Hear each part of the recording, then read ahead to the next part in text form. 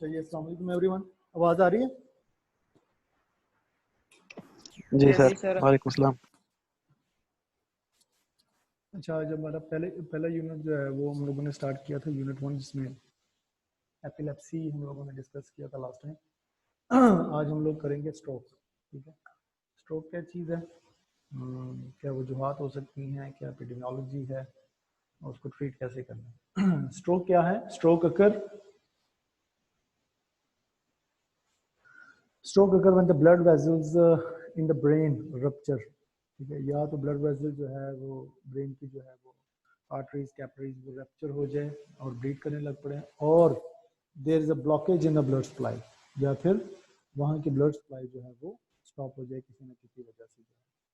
The rupture और the blockage prevent the blood and oxygen from reaching the brain tissue. ठीक है, तो वो जो रप्चर ब्लड सप्लाई है या ब्लॉकेज है वो बेसिकली करती क्या है कि वो ब्रेन तक ना ब्लड को जाने देती है और ना ही टिश्यू को, अपना ऑक्सीजन को जाने देती है, सॉरी, ब्रेन टिश्यू तक। ठीक है, तो उस वजह से फिर आपको पता है कि ब्रेन को अगर ब्लड ना मिले तो ऑक्सीजन ना मिले तो ऑब्वियसली ग्लूकोज भी नहीं मिलेगी, तो वो जो सा हिस्सा, जिस हिस्से में वो ब्लॉकेज होती है वो हिस्सा डैमेज होना शुरू हो जाता है।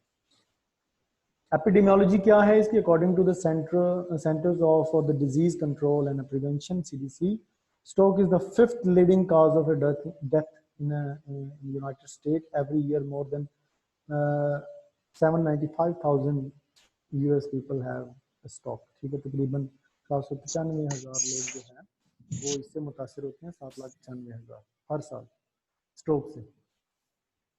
पाकिस्तान में इसकी क्या इस टाइम सिचुएशन है? एस्टिमेटेड एनुअली इंसिडेंस इज 250 पर 100,000। 1 लाख लोग अगर हों तो उसमें से तकरीबन कोई 250 लोगों को जो है वो स्ट्रोक होता है, translating to 350,000 new cases every year. ठीक है, और हर साल जो है वो तकरीबन 3.5 लाख केसेस जो है वो देखने को मिलती हैं या सुनने को मिलते हैं। सिम्टम्स क्या हैं इसके? The loss of a blood to the brain, damage tissues with in the brain, symptoms of a stroke, how up in a body part control by the damage area of the brain. कि symptoms उस लिहाज से हैं कि किस part में damaging आई है brain के, और वो बॉडी के किस पार्ट को कंट्रोल कर रहा है। ऑब्वियसली वो वाला पार्ट जो है, जिस पार्ट को वो ब्रेन का वो हिस्सा कंट्रोल कर रहा है, जो डैमेज हो चुका हुआ है या जिसकी ब्लड सप्लाई ब्लॉक हो चुकी हुई है, ठीक है, वो बॉडी का पार्ट जो है वो डिस्टर्ब होता है, और इसी के तरह की जो है ना वो साइन सिम्टम्स आते हैं। पैरालिसिस हो सकती है, नमनेस और weakness in the arm, face, leg, specially on one side of the body, ठीक है, एक साइड पे बॉडी का। Trouble speaking, understanding the speech, ये सारी चीजें आएंगी। Confusion, slurring speech, vision problems such as trouble seeing in one or both eyes with the vision blackened, blurred और double vision, तो कुछ भी जो है वो हो सकता है vision के साथ। ट्रबल वॉकिंग, बंदा चल नहीं सकता। Loss of balance and coordination भी खत्म हो जाती है, और डिजीनेस, बंदा जो है वो जगह जगह नहीं करना, वो उसमें रहता है। Severe sudden headache with unknown cause, ठीक है, और बहुत ज्यादा सर में दर्द होती है। टाइप ऑफ स्ट्रोक्स क्या हैं, कितने किस्म के टाइप्स हैं, ठीक है, इसमें सबसे पहले strokes fall into the three main categories. Transit ischaemic attack, TIA कहते हैं, इस्कीमिक स्ट्रोक और हैमरेज स्ट्रोक कहते हैं। These category are further broken down into other type of stroke, ठीक है। तो ये जो कैटेगरी है ये फर्दर उन्होंने डिवाइड किया है। एम्बोलिक स्ट्रोक, एम्बोलिज्म क्या होता है कोई बताएगा? और थ्रोम्बोटिक स्ट्रोक। एम्बोलिज्म, एम्बोलिज्म में अगर ब्लड क्लॉट जो है वो मूव कर रहा है ब्लड वेसल्स के अंदर तो वो एम्बोलाई कहलाता है, और अगर वो एक जगह पे है तो वो थ्रोम्बाई। हाँ ठीक है, अगर एक ही जगह पे क्लॉट बना हुआ है तो उसको हम लोग थ्रोम्बस कहते हैं, थ्रोम्बाई कहते हैं, ठीक है, थ्रोम्बोटिक सिचुएशन कहते हैं। और अगर वही जो क्लॉट है वो टूट के ट्रैवल करने लग पड़े इन कैपिलरी, इन आर्टरीज और कैपिलरीज, ठीक है, तो उसको फिर हम लोग एम्बोलिक स्ट्रोक, एम्बोलिक कहते हैं। और उसकी वजह से स्ट्रोक हो जाए, यानी कि एक जगह का जो क्लॉट है वो ब्रेन में जाके जो है वो स्टक हो जाए, तो उसको हम एम्बोलिक स्ट्रोक कहते हैं। और अगर वहीं पे ही क्लॉट हो जाए तो उसको हम लोग थ्रोम्बोटिक स्ट्रोक कहते हैं, ठीक है। इंट्रा सेरेब्रल, ये भी हम लोग पढ़ेंगे, स्ट्रोक है। उसके अलावा सब राकिडोनिक स्ट्रोक, ये सारे के सारे, उनको सब डिवाइड किया हुआ है इन तीन जो मेन स्ट्रोक्स की जो है कैटेगरीज है। तो पहला है ट्रांजिट इस्कीमिक स्ट्रोक, क्या है? TIA जिसको हम लोग कहते हैं, TIA और मिनी स्ट्रोक कहते हैं, when the blood flow to the brain is block temporary. Temporary तौर पर अगर ब्लड सप्लाई ब्लॉक हो जाती है तो उसको फिर TIA या ट्रांजिट इस्कीमिक स्ट्रोक कह देते हैं, ठीक है। Symptoms which are similar to those of a full stroke, उसी तरह के होते हैं, आर टिपिकली टेम्पररी तौर पर and disappear after few minute और आवर्स, कुछ देर के लिए या 1 घंटे के बाद वो साइन सिम्टम्स जो हैं वो खत्म हो जाते हैं। TIA is usually caused by a blood clot. It serve as a warning of the future stroke, so don't ignore TIA, ठीक है। TIA को इग्नोर नहीं करना चाहिए, ये नहीं है, इसको छोड़ दें।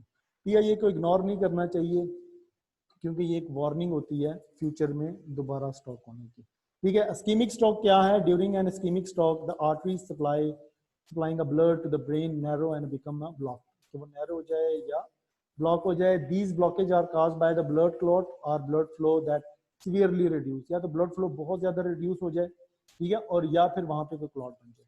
They can also be caused by pieces of a plug due to the atherosclerosis breaking off and blocking the blood vessels, ठीक है। atherosclerosis क्या चीज होती है यार? Anyone can explain? atherosclerosis, atherosclerosis से ये कंजेनिटल भी होता है डिसऑर्डर और पैथोलॉजिकल भी होता है। इसमें जो ब्लड वेसल्स हैं उनकी इलास्टिसिटी खत्म हो जाती है, उसके अलावा और रप्चर डेवलप, और सर उसके अंदर रप्चर डेवलप होता है, समटाइम प्लाग फॉर्मेशन हो जाती है। तो प्लाग, जब वहां ये से प्लाग ही है, ठीक है। अपना सिक्रोसिस क्या है? बेसिकली जब आर्टरीज बिल्कुल सही है, जब आर्टरीज जो है वो नैरो हो जाती है तो वहाँ पे आके मतलब वो क्या उसे कहते हैं, या तो कोलेस्ट्रॉल वगैरह वहाँ पे जमना शुरू हो जाता है, ठीक है। उस कोलेस्ट्रॉल की वजह से बाकी क्लॉटिंग फैक्टर्स और ब्लड और वो आके जो है ना वो भी जमना शुरू हो जाते हैं और एक प्लग का शक्ल इख्तियार कर लेते हैं, ठीक है। वो प्लग जब टूट के यानी कि ब्लड वेसल को ब्लॉक कर दे या उसी हिस्से पे ब्लॉक कर दे, तो ये भी एक वजह हो सकती है। ठीक हो गया। उसके बाद the two most common types of ischaemic stroke are the thrombotic है और एम्बोलिक है, वो हम लोगों ने पहले डिस्कस कर लिया था। हेमोरेजिक स्ट्रोक क्या है? हेमोरेजिक स्ट्रोक जिस तरह नाम से जाहिर है, happen when an arteries in the brain break upon open, ठीक है, और लीक अ ब्लड, ठीक है। अगर वो जो आर्टरीज जो ब्रेन को ब्लड सप्लाई कर रही है, ठीक है, वो रप्चर्ड हो जाए, ठीक है, तो उस वजह से जो स्ट्रोक हो तो उसको हम लोग कहते हैं हेमोरेजिक स्ट्रोक कहते हैं। The blood from the arteries create excessive pressure in the skull and swell the brain, ठीक है, damaging the brain cell and a tissue, ठीक है। excessive जो है वो क्या उसे कहते हैं, प्रेशर एक्सर्ट करती है स्कल, और वो जगह जो होती है वो फूल जाती है, स्वेलिंग हो जाती है उसमें, और वो जो हिस्से हैं सेल के और वो जो टिश्यूज है सेल्स के, वो डैमेज होना शुरू हो जाती हैं। The two type of hemorrhagic stroke are intracerebral हो सकती है और सब arachnoid जो हो सकती है, ठीक है। cerebral क्या है? intracerebral hemorrhage stroke, the most common type of hemorrhagic stroke, ठीक है, happen when the tissue surrounding the brain fill with the blood after an arteries burst, ठीक है। और टिश्यू के इर्द गिर्द जो आर्टरीज है वो अगर ब्रस्ट हो जाए और वहां पे जो है वो सारा का सारा ब्लड आके जमा हो जाए, ठीक है, तो उसको हम लोग कहते हैं that is the intra cerebral haemorrhage कहते हैं। और सब एराकिनॉइड हेमरेज क्या है? सब एराकिनॉइड हेमरेज अगर it causes the bleeding in the area between the brain and the tissues that cover it, ठीक है। सब एराकिनॉइड स्पेस कौन सी होती है? सब एराकिनॉइड स्पेस कौन सी होती है? एनीवन? हेलो सर, जो एराकिनॉइड मैटर जो नीचे वाली किन दो चीजों के दरमियान में होती है? कौन सी दो मेम्ब्रेन्स के दरमियान में होती है? सर वो ड्यूरम मेटल, कोई और बताए? Arachnoid membrane and Pia membrane. और Pia matter and arachnoid membrane. पिया मैटर और एराकिनॉइड मैटर के दरमियान जो स्पेस होती है उसको सब एराकिनॉइड हम कहते हैं। और वहां पे अगर हेमरेज हो जाए, वहां पे जो है वो ब्लीडिंग स्टार्ट हो जाए, तो उसको फिर हम लोग कहते हैं सब एराकिनॉइड हेमरेज कह देते हैं। रिस्क फैक्टर्स क्या है फॉर द स्ट्रोक? डाइट हो सकती है, ठीक है, unhealthy diet that increases the risk stroke is one of that is an high. क्या चीज हो सकती है इसमें? साल्ट अगर ज्यादा हो, सैचुरेटेड फैट ज्यादा हो, ठीक है, ट्रांस फैट ज्यादा हो, कोलेस्ट्रॉल ज्यादा हो, इन एक्टिविटी हो बंदे की, अल्कोहल कंजप्शन हो, ठीक है, टोबैको यूज हो, ठीक है, पर्सनल बैकग्राउंड जो है, अगर फैमिली हिस्ट्री, पर्सनल बैकग्राउंड यानी कि अगर पीछे कभी उसको हुआ है स्ट्रोक, तो फैमिली हिस्ट्री, फैमिली में अगर किसी को है, उसके अलावा जेंडर टू जेंडर वेरी करते हैं, ठीक है, एज, और उसके बाद रेस एंड एथनिसिटी। कस्केशियंस जो हैं और एशियंस, अमेरिकन और हिस्पैनिक्स जो हैं are less likely to have a stroke than the African American, Alaska's native, और जो अमेरिकन और अमेरिकन इंडियंस हैं उनमें मतलब ethnicity to ethnicity, region to region जो है ये वेरी करते हैं। कईयों में जो है वो रिस्क ज़्यादा है स्ट्रोक का, और कईयों में जो है वो उनके जेनेटिक, शायद जेनेटिक फैक्टर्स का है, जेनेटिक मेकअप इस तरह का है कि उनमें रिस्क कम होता है, और बाकी जो अफ्रीकन अमेरिकन हैं या अमेरिकन इंडियंस हैं उनमें फिर अलास्का नेटिव्स वगैरह जो हैं उनमें ये रिस्क एज कंपैरेटिवली ज़्यादा होता है स्ट्रोक का। Test to diagnose the stroke, क्या टेस्ट करते हैं? ब्लड टेस्ट करेंगे ऑब्वियसली, उसमें determine the blood sugar check किया जाता है, इन्फेक्शन मेनिंजाइटिस वगैरह या सेप्टिसीमिया वगैरह ना हो, प्लेटलेट्स लेवल चेक कर लिया जाता है, वो तो ज़्यादा नहीं है, ब्लड क्लॉटिंग फैक्टर्स जो हैं वो चेक कर लिए जाते हैं तो उनमें कोई खराबी तो नहीं है। RI CT स्कैन वगैरह, मैग्नेटिक रेजोनेंस, MRI वगैरह, सॉरी MRI है, इसको ठीक कर लेना, ठीक है। NM computerise tomography, CT scan वगैरह किया जाता है। MRI will help to see if the brain tissue और brain cells have been damage, ठीक है, तो आपको बता देता है कि कौन सा हिस्सा जो है वो डैमेज है। और CT scan provide detail clear picture of a brain that shows any bleeding और a damage in a brain. MRI आपको बताता है कि कौन सा हिस्सा डैमेज है, और CT स्कैन आपको बताता है कि कहाँ पे ब्लीडिंग हुई है, किस हिस्से में जो है वो ब्लीडिंग है, और कितना जो पार्ट जो है वो ब्लड के उसमें आया हुआ है। उसके अलावा इलेक्ट्रोकार्डियोग्राम है, ईसीजी कहते हैं, ईकेजी कहते हैं। To this simply test record electrical activity in heart, ठीक है, measuring the rhythm, recording how fast beats, ठीक है, और ये आपको बताता है कि आर्टिरियल फिब्रिलेशन तो है या नहीं है। यार एक मिनट जरा ठहरना, आर्टिरियल फिब्रिलेशन तो नहीं है, ठीक है। आर्टिरियल फिब्रिलेशन में भी यही होता है कि ब्लड हार्ट जो है वो पूरी तरह पंप नहीं कर पाता, और फिर जो है वो क्या उसे कहते हैं, क्लॉट बनने के चांसेस होते हैं, वही क्लॉट ट्रैवल करके जो है वो चले जाते हैं इसकी तरफ, ब्रेन की तरफ जाने के चांसेस होते हैं। स्टॉक सेरेब्रल एंजियोग्राम जो है अनदर, उसके बाद उसमें क्या है कि एंजियो जिस तरह एंजियोग्राफी करते हैं इसीलिए एंजियोग्राम इसका भी है। डिटेल आर्टरीज का बताता है आपको, नेक टू ब्रेन, ठीक है।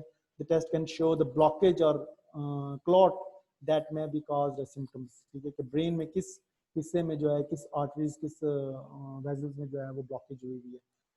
कैरोटिड अल्ट्रासाउंड्स ये भी आपको जो है ये भी करते हैं। डुप्लेक्स स्कैन होता है, कैरोटिड डुप्लेक्स स्कैन होता है ना, फैटी डिपॉजिट्स, अगर आप कोई फैटी डिपॉजिट जो प्लग अगर कहीं पे जो है वो, अभी हम बात कर रहे थे कि प्लग बेसिकली एथेरोस्क्लेरोसिस क्या होता है कि कोलेस्ट्रॉल के डेपोजिशन की वजह से जो वो प्लग बन जाता है आर्टरीज में, ठीक है, तो उसका बता देता है कि कहीं ना कहीं पे अगर फैटी डिपॉजिट हुआ है या प्लग आप दूसरे लफ्जों में कह सकते हैं, वो आपको बता देता है, और जिसकी वजह से आर्टरीज जो है वो नैरो हुई है, ब्लॉक हुई है, ठीक है। Echocardiogram can find the clot in the heart, and these clot may have traveled to the brain and caused the stroke वगैरह, ये भी आपको वो एक्सप्लेन कर देता है। उसके बाद स्ट्रोक ट्रीटमेंट है कि स्ट्रोक की ट्रीटमेंट कैसे करते हैं। अमेरिकन हार्ट एसोसिएशन, ठीक है, time lost is brain lost, ठीक है। सबसे पहले कहते हैं कि जितना टाइम ज्यादा होगा उतनी जो है वो ब्रेन जो है वो लॉस्ट हो जाएगा, उसका नुकसान होगा, ठीक है। एंटीप्लेटलेट और एंटी कोगुलेंट वो तो ओवर द काउंटर एस्प्रिन वगैरह जो है first line defence against the stroke, ठीक है, damaging. Anticoagulant antiplatelet drug should be taken within a 24 hour to 48 hours after the stroke symptoms begin. जैसे ही स्ट्रोक के सिम्टम्स आते हैं तो आप जो है विद इन 24 आवर्स जो है उसको स्टार्ट करवा देना चाहिए। क्लॉट ब्रेकिंग ड्रग्स, ठीक है, थ्रोम्बोलाइटिक ड्रग्स जो है वो break the clot brain arteries which still stop the stroke, ठीक है, and reduce the damage to the brain, ठीक है। तो उसमें वो टिश्यू प्लाज्मोजेन एक्टिवेटर्स है, एंटीप्लाज आईवी लगा देते हैं, ठीक है, and it consider a gold standard in ischaemic stroke treatment, ठीक है। इट वर्क्स डिसॉल्विंग द, ये क्या करता है, इसका काम क्या है कि जो भी क्लॉट होगा वो ब्रेन में कहीं पे ये उसको डिसॉल्व कर देगा, ठीक है। और if deliver with in a first 3 to 4.5 hours after the symptoms the patient stroke begin, the people who receive TPA injection are more likely to recover from the stroke and less likely to have any lasting disability as a result of the stroke। तो ये अगर plasminogen activator जो है अगर वो या एल्टीप्लाज हम इसको कहते हैं आईवी, अगर ये पहले 3-4 घंटों में जो है वो पेशेंट को दे दिया जाए तो फिर उस तरह की जो है वो लॉस नहीं होता, डिसेबिलिटीज जो है वो नहीं आती। मैकेनिकल थ्रोम्बेक्टोमी जो है ड्यूरिंग द प्रोसीजर्स जो है वो कैथेटर इंसर्ट किया जाता है into the large blood vessels, ठीक है, इन द हेड, ठीक है, and then they then use a device to pull the clot out of the vessels. This surgery is the most successful if performed 6 to 24 hours after the stroke begin, ठीक है। तो surgery भी की जाती है, surgery में यही होता है कि कैथेटर जो है वो इंसर्ट कर दिया जाता है ब्लड जो बड़ी वेसल्स होती है और वहां से क्लॉट को जो है विड्रॉ करवा दिया जाता है, लेकिन ये पहले 6 घंटे से 4 घंटे के 24 घंटे के दरमियान जो है वो आपने करना है। उसके अलावा स्टंट है, स्टंट आपको पता है कि वो क्या है कि ब्लॉकेज को जो है वो रोकते हैं, वो भी यूज होता है इसमें।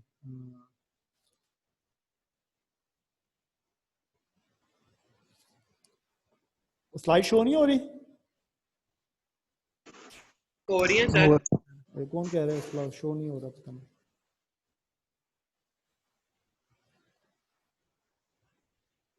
सर उसके नेट का इशू होगा, हमें तो हो रही है यार, बाकी सबको हो रही है, फिर आपके नेट का इशू है तो सही। सब आ गया सर, आ गई, अच्छा ठीक है। तो स्टंट भी इस कंडीशन में जो है नैरोइंग द जो आर्टरीज नैरो हो चुकी होती है तो वहाँ पे फिर वो स्टंट इंसर्ट कर देते हैं और वो उन आर्टरीज को जो है वो वाइड कर देती है, अपनी ओरिजिनल पोजीशन पे ले आती है और ब्लड फ्लो जो होता है वो नॉर्मल हो जाता है। सर्जरी है instant of other treatment do not work, अगर बाकी ट्रीटमेंट वर्क ना करे तो perform surgery to remove the blood clot plug from the arteries. This may be done with the catheter जिस तरह हम लोगों ने, और if the clot is specially large the doctor may open arteries to remove the blockage. ठीक है, या तो ऊपर वाला जो हमने पढ़ा था कैथेटर डाल के रिमूव करते हैं, या फिर उस आर्टरीज को जो है वो ओपन करके उस ब्लॉकेज को जो है वो निकाल देते हैं। उसके बाद है स्टैटिन्स, वो फिर यूज करवाना पड़ता है कि अगर स्पेशली अगर वो प्लग की वजह से, कोलेस्ट्रॉल को प्लग की वजह से ना भी हो, तब भी हम लोगों को उस जिसको एक दफा स्टॉप हो जाए उसको फिर जो है वो स्टैटिन्स नॉर्मली शुरू करवा दिया जाता है, ताकि फिर दोबारा से जो है वो इस तरह की कंडीशन प्लग की वजह से या किसी और की वजह से पैदा ना हो, स्पेशली कोलेस्ट्रॉल इंक्रीज होने की वजह से। ब्लड प्रेशर रिड्यूसिंग ड्रग ये चलती रहती हैं, क्योंकि ब्लड प्रेशर जो है वो leading cause of the stroke है, वजह है स्ट्रोक की। ठीक है, तो ब्लड प्रेशर लॉयरिंग जितनी भी ड्रग्स हैं वो दी जाती हैं, ठीक है। Can cause pieces of plug built up in our arteries to break off. These pieces can block the arteries causing the stroke. As a result of controlling high blood pressure can help prevent the stroke. ठीक है, तो जितनी भी blood anti hypertensive drug है वो stroke का जो क्या उसे कहते हैं चांस होता है उसको रिड्यूस कर देता है। तो जितने भी हाइपरटेंशन के पेशेंट हैं, अगर उनको कोई मेडिसिन रिकमेंड की गई है एंटी हाइपरटेंसिव, तो वो रेगुलरली खाया करे, क्योंकि ये जो हाइपरटेंशन होती है ये भी अल्टीमेटली जो है वो किसी ना किसी कॉम्प्लिकेशंस की तरफ जाती है, या तो स्ट्रोक की तरफ चली जाएगी या दूसरी कार्डिक प्रॉब्लम की तरफ चली जाएगी। ठीक है, व्हाटएवर। ठीक है, तो ये सारी की सारी मेनली इसमें प्रिवेंशन ही है कि अगर बंदा प्रिवेंटिव मेजरमेंट इख्तियार कर ले, और अगर हो जाए तो उसके बाद क्या है वो भी हम लोगों ने ट्रीटमेंट पढ़ ली है कि क्या क्या ट्रीटमेंट थ्रोम्बोलाइटिक ड्रग्स दी जाती हैं। ठीक है, या फिर सर्जरी की जाती है, यही दो काम है, या फिर कैथेटर डाल के जो है वो क्लॉट को जो है वो बाहर निकाला जाता है। और उसके बाद फिर क्या है प्रिवेंटिव मेजरमेंट है, स्टैटिन, एंटी हाइपरटेंसिव ड्रग्स, ठीक है, एंटी प्लेटलेट जो ड्रग्स हैं और एस्पिरिन वगैरह वो रेगुलरली जो है वो खाई जाती है।